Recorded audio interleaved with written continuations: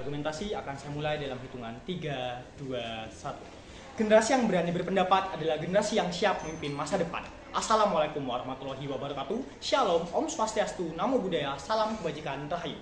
Saya Muhammad SLK Putra dari SMA Negeri 4 Jember menyatakan dengan tegas bahwa saya menolak dengan adanya mosi kali ini, yaitu Dewan ini mendukung kedatangan singularitas tinggi. Dan yang terhormat, perlu kita ketahui bahwa pada saat ini saja di Indonesia sangat amat banyak sekali yang ketergantungan akan teknologi, sehingga banyak orang yang merasa tidak perlu berpikir dan hanya mengandalkan teknologi. Seperti pada media SNBC Indonesia yang dimana dosen bergelar doktor di bidang Hispanic Victoria Livingstone bahwa ia sudah muak akan mahasiswanya yang ketergantungan akan teknologi, dan pada akhirnya dia mencabut akan pekerjaannya dan dia berhenti. Kemudian hal ini juga akan menuju pada mosi kali ini yang perlu kita bahas, yaitu dengan kita mendukung singularitas tinggi yang bahkan kita tidak bisa kontrol dan tidak bisa hentikan. Hal ini akan menuju kecemasan Indonesia, bahkan kecemasan dunia.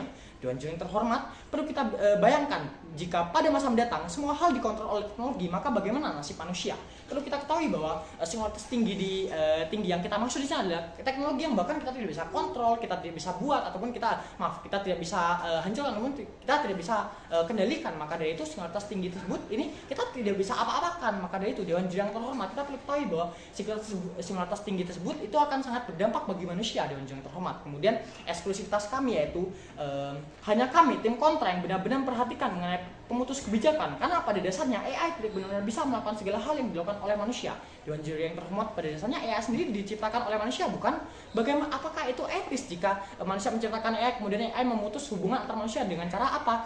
Manusia-manusia yang pada atasan itu akan menggantikan pekerja-pekerja yang bawah yang dimana digantikan oleh AI. Itu kan sangatlah tidak beradab sekali, Dewan Juri yang terhormat. Maka dari itu fokus pembahasan kami juga akan pada tidak menghentikan sepenuhnya mengenai singularitas tinggi ataupun teknologi, melainkan tetap berfokus akan sebagaimana seharusnya fungsi peran manusia. Dewan Juri yang terhormat, perlu kita tekankan sini sekali lagi bahwa mosi kali ini jika kita menyetujui dengan mosi kali ini, itu akan sangatlah bergantung ataupun sangatlah menguntungkan bagi pihak atasan saja, namun tidak bagi pihak bawah. Mengapa? Dewan Juri yang terhormat, sebelum saya menuju argumentasi saya, terdapat sebuah pertanyaan bagi saya, yaitu mengapa jika kita tidak memberikan sebuah kebijakan mengenai adanya penggunaan AI?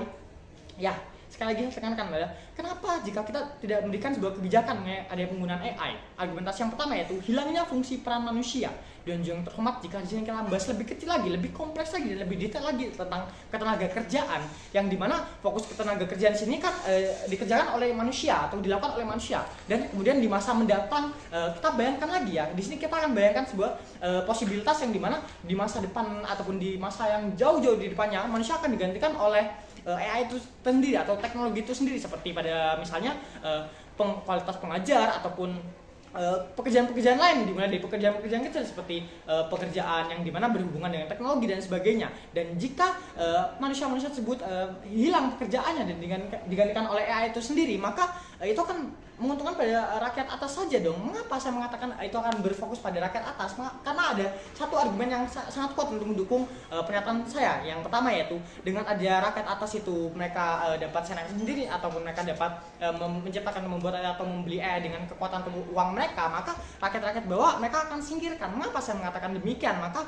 mereka AI tidak memerlukan makanan, AI tidak memerlukan energi, dan AI tidak memerlukan hal-hal yang berkaitan dengan sebuah istirahat ataupun dan lain-lainnya. Namun dibandingkan dengan manusia memerlukan makan, manusia memerlukan minum, dan manusia memerlukan waktu istirahat. Maka dari itu lebih efektif AI, bukan? Dan juga Dewan Juri yang terhormat, dengan adanya seperti itu juga para pihak atasan mereka akan membanding-bandingkan manusia dan AI, seperti pada dasarnya AI nggak perlu makan, nggak perlu minum, dan nggak perlu istirahat, dan AI lebih terampil pula dibandingkan dengan manusia yang dimana mereka perlu ongkos makan, akomodasi kendaraan, dan lain sebagainya. Maka itu kan akan melibatkan mereka, dan pada akhirnya pihak atasan atau pihak tinggi pun mereka akan lebih mementingkan AI. Dan yang terhormat, maka dari itu ini juga akan berdampak pada stabilitas ekonomi kami, yaitu dengan menguntungkan pihak atas. Sekali lagi saya tekankan bahwa yang kaya akan semakin kaya dan yang miskin akan semakin miskin. Dan yang terhormat, sekali lagi saya berfokus pada rakyat bawah. Di sini urgensi mosi kali ini yaitu berfokus pada rakyat bawah, yang dimana ini tuh tidak akan menguntungkan bagi kami atau bagi kita untuk pihak rakyat bawah. Maka dari itu tim oposisi lah di sini akan bekerja untuk para pihak bawah. Kemudian